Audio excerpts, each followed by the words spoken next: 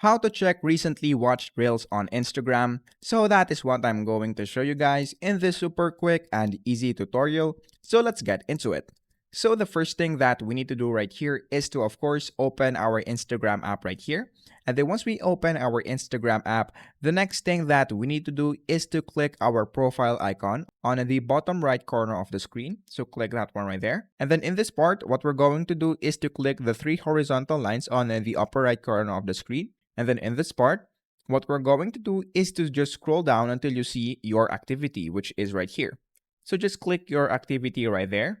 And then in this part, what we're going to do once again is to scroll down until you see watch history under the how you use Instagram. Once you do that, just click watch history right there. And then in this part, you will not be able to see all of the recent reels that you have watched. But currently, as you can see, I don't have any recent watch history. But if you have, you will see it right here. And let's say, for example, that you want to select them. All you have to do is to click select and then just choose the reels that you want to choose. And then if you want to either delete it, it's up to you. But that is basically it. That is how to check recently watched reels on Instagram.